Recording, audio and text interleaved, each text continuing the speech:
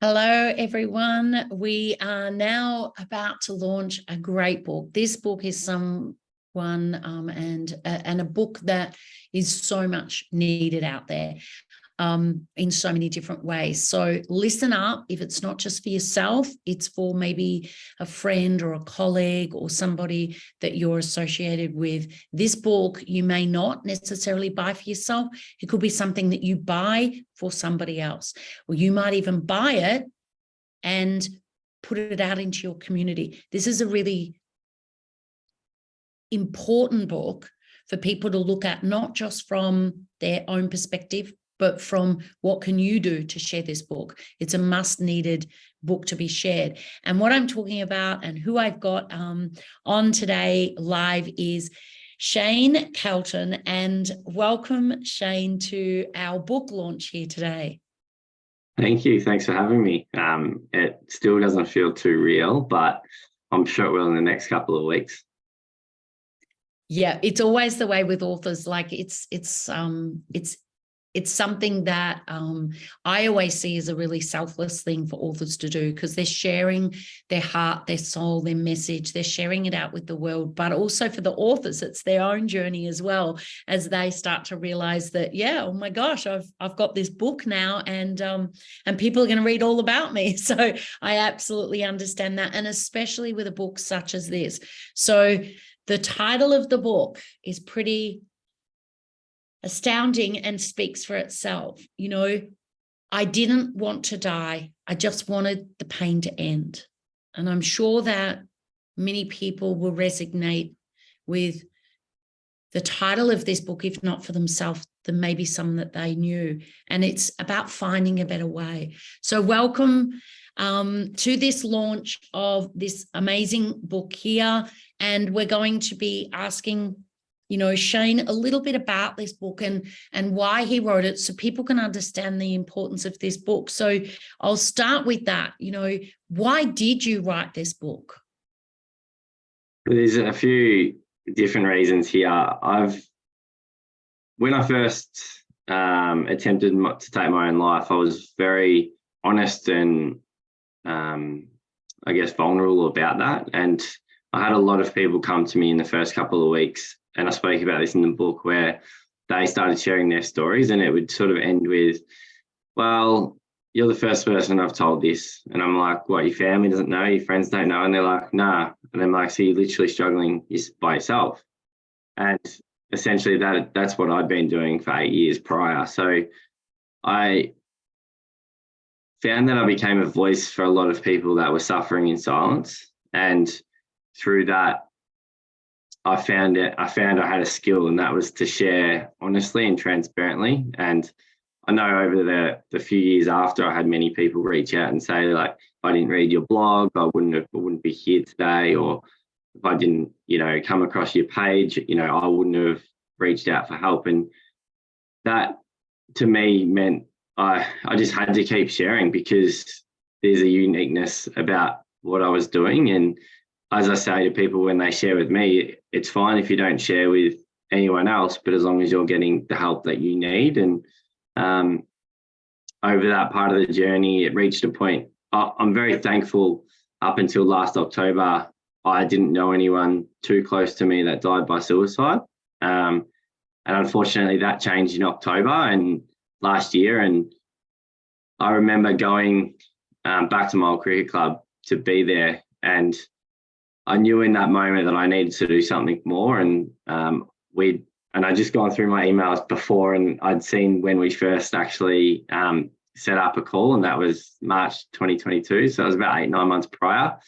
And I basically left there in a hurry and got home, and I turned to Alicia and I said, I have to write this book now. If I don't do it now, I never will. And while a tragedy occurred, it was my time to put this, on paper and ultimately save lives. And in the process of writing the book, a colleague and a really good friend died by suicide. And again, it was, and I knew, even though he's passed, I knew he would want this book to go to life. I spoke to him about it in great detail, and he'd had a history with mental illness, and suicide attempts, and he was a big support for me. And if people like that know this book's important, then the reality is, as you sort of mentioned, it's not just for those that are struggling, it's for those around to get a better understanding of what happens day to day and how exhausting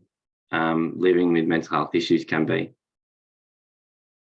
Yeah, that's just truly amazing. And you know, you really hit the point where you say, you know, it's not about you. You went through this and you continue, I know, to go through your journey of mental health, but people need to speak up about it. It's a silent thing that those of us that maybe not struggle or to the severity that others do, we don't understand.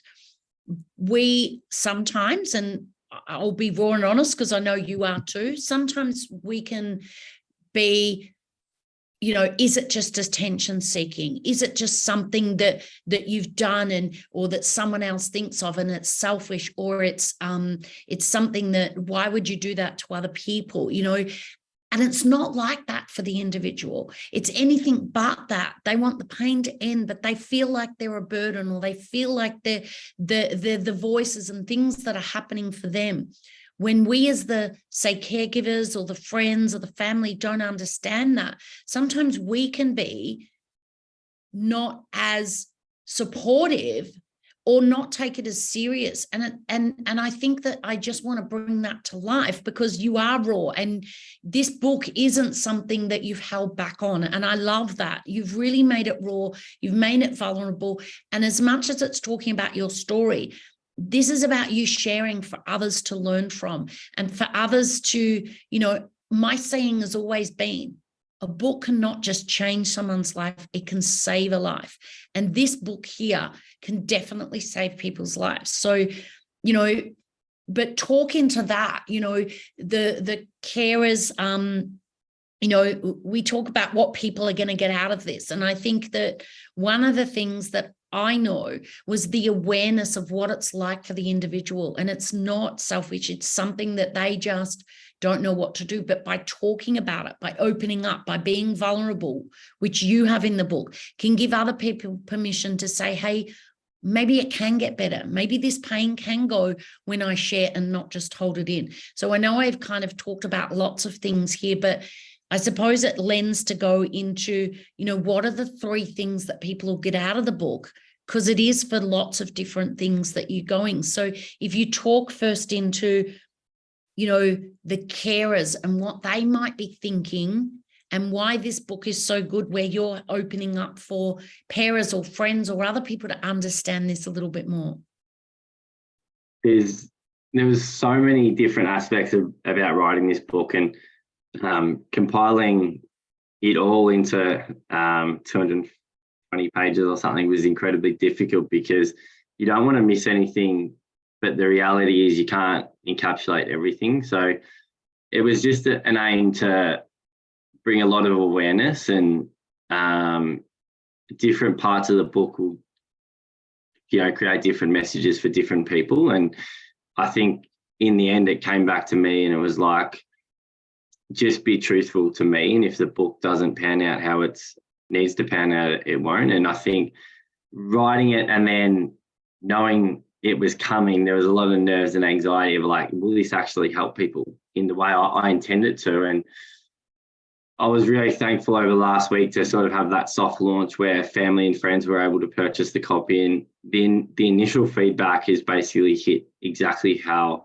I wanted it to hit. And I've had psychologists read it, I've had people with lived experience read it, and family members. And I feel like they're the 3 people who are probably going to give me the most forthright advice or guidance of where it's hit the mark. And I guess the first part to it was, I want to create a space within this book where people feel like they've got space to be themselves, to be vulnerable, to be open to the people around them, and know that at the back end of that, it will all be okay. And I guess that's where it comes back to finding a better way, is my way isn't the way for everyone else. And that's what I try to encapsulate at the end of the book, is there's so many different avenues that you can use for your own mental health. And you only sort of get those by opening up yourself to those opportunities, and that's what I'm hoping the book will encapsulate, that space for people to actually step out of themselves. And the other two things off the top of my head was that level of understanding of how deep it was. And it didn't hit true to me on Saturday night. Alicia, my wife, was reading the book, and she sent me a message. So I was in the other room, but I think it was too hard for her to probably, put the words out there. And she messaged and she said, despite living through some of this with you over the last couple of years and the communication and stuff, she's like, I've never, she met me when I was 29, and a lot of this is, through my teenage years. She said, I never fully understood the depth of the struggle and the suffering. And reading, parts of the story, it really brings to light how terrifying it can be living with a mind that is so, I'll say, warped and clouded and scrambled. And so that was really good, not for me personally, because I already have the ability to communicate with her, but I know other people out there that really struggle with that communication piece. So maybe someone else can read it and go, this is what it's like when they're in that headspace, or someone themselves might be in headspace and go, okay, this is what, helped Shane, or this is what helped other people, and I'm going to do that. And then the third part was, and I got a message from a friend who's read it and has lived experience. And for him, it just gave that hope that despite going through those struggles and the suffering, that at some stage, as he continues to do the work, he'll reap the benefits of that. And he already is doing that. And I know he'll be watching, so he can have a little special shout out to say how well he's doing. But it's the reality is what he's come to learn. And I know he's got this from the book and from my experience is, just because you do a lot of this hard work doesn't mean you don't sometimes fall back into the holes. But when you fall back into these holes with the management skills that you've learned over time and the education and all of that comes with it, the reality is you are better placed to manage that. And because the reality is we're all human, we're all going through this existence where life happens, and it doesn't always happen how we want it to. So it's about learning the skills. And I know the book in itself, from the feedback I got from psychologists and a few other friends, is it doesn't paint the picture that we live in this rosy world. It paints the picture of reality that sometimes we go through really tough times. But if we have the skills and the knowledge and we've done the work, we have the ability to work through those things as they arise. And I'm no stranger to the fact that I might find myself in a position where depression or anxiety is getting on top of me, but I'm able to pull myself out of those things with the skills that I've, picked up along the way and utilized. And I know for a fact, it's hard for me to say that, but I know for a fact that's what a lot of people get out of the book. Yeah, no, you're spot on. It's just really giving. It's so much in there, and we really are grateful that you've been that vulnerable and been yourself. And that's why the book will land, because there was just, I need to do this and I need people to know about this, but different people will get different aspects out of it. But I think that you're spot on. It's you're being real, you're being honest, and you're allowing other people to do whatever they're going to get out of the book. Maybe it's that they've got the book and that they don't know how to express themselves like you have, and they can give the book to somebody and say, read this. This is what I struggle with. And they could get another understanding. It could be people, like you said, that are struggling, that know, there's not one quick fix, but if you do the tools and you do the work, it gives you hope. Because I think, like you say, you didn't want to die, you just wanted the pain to go away. Now you know that the pain may reappear, but it'll go away now. You know that you've got the tools. You're teaching those tools to others. They can get out of the book what they want, but they can get hope. It can help them to communicate more. It can help discuss a subject that we need to be more open about and give hope to people. And I think that you've shared so much in this that, you know, the only thing people need to do is go and grab a copy. And like I said in the beginning, what really got me thinking was, you know, maybe this book is something that I, you know, or someone could pick up to pay it forward, to make a change in the way, to allow people to make a better way. And purchasing the book and going and giving it to a local doctor's to put, you know, asking them if they will put it on their reading table, a dentist, anywhere.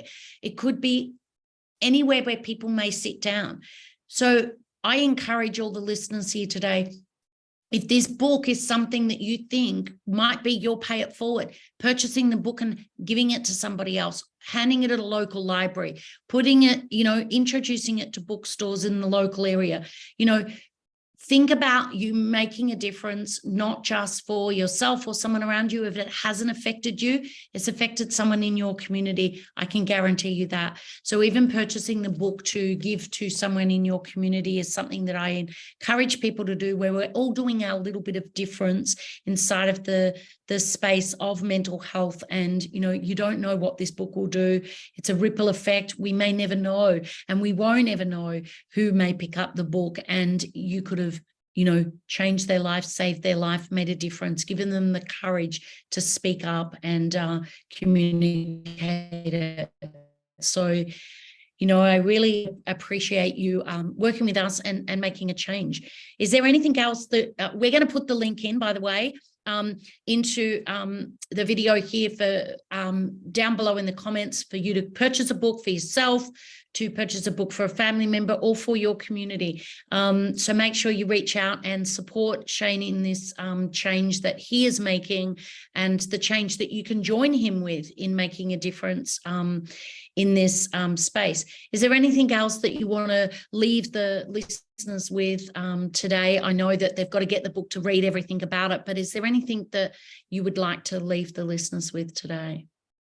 I've got lots, but it's hard to nail it down to one. But I think over the weekend, one of the hardest things for me is actually promoting the book, because it is uncomfortable to know that your face is out there and this is going out there. And I know I'm going to have some, you know, feedback in the end that is probably not going to sit well with me, but I know overall that the feedback's going to be on the positive side of things. And I think that shows the true care that people have. And probably the one thing is, over the weekend, I was fortunate enough to meet a couple of new people, and I was open about the book, and they're like, what's it about? And I was like, well, this is what it's about. And they're like, oh, I've got a friend who struggles. I'd like to understand a bit more. And that's led them to buy the book. And I think if everyone can, and I did a talk on Monday night where it's all about that educational piece. And the more you know, the more you understand, the more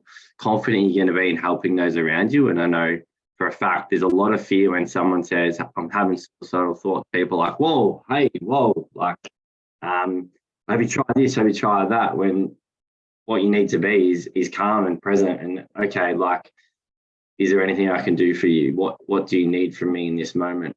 And it's not about fixing, it's about being that support. And I think the more people read about this stuff, whether it be my book or others, it gives you that better understanding of this is real. And I was meant to do a presentation in a couple of weeks, but they asked me not to mention suicide. And I was like, I don't feel comfortable doing that, because I squished down those thoughts of suicide for 8 years, and that created more problems. And reality is they've done a lot of stats now that showing open communication around suicide doesn't actually contribute to more suicides. It does the opposite. So I'm hoping that it just allows people to have these honest and real conversations, because they know, and I heard this the other night as well, you know, 70 in every 100 people have a suicidal thought every year.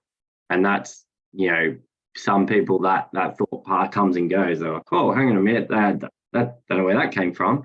But the other people sit with it and they like, don't know how to do anything with it. So if reading this gives someone the ability to just sit with someone in that space, and they can work through that quite scary and terrifying thought. And then, you know, they may not have it again, or when they do, they're able to use those skills they learnt with you. Well, ultimately, it's going to save lives. And lives myself and you and the rest of the team will probably never know about, but that's what will happen. And I hope people that read it can just feel a little bit more confident in having those conversations, whether they are the one suffering or the one that's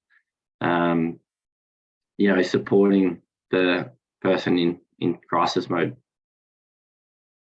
Wow. Yeah, absolutely. I just really resonate with everything. And I encourage people to do that, because sometimes you've just got to be the support and just be there for them and hold the space for them to be able to then communicate. And that's powerful for people to know that knowledge as well. So get out there, grab this book, whether it be for yourself, like I said, or others, or just to share it forward and put it in your community. Thank you so much for being courageous and sharing this book and getting out there and changing, you know, and educating people around this, you know, very difficult subject. We really appreciate that. And thank you so much. And thanks for all those that joined us for this launch. Appreciate it. And let's get this book out there into as many hands as possible. Thank you so much, Shane.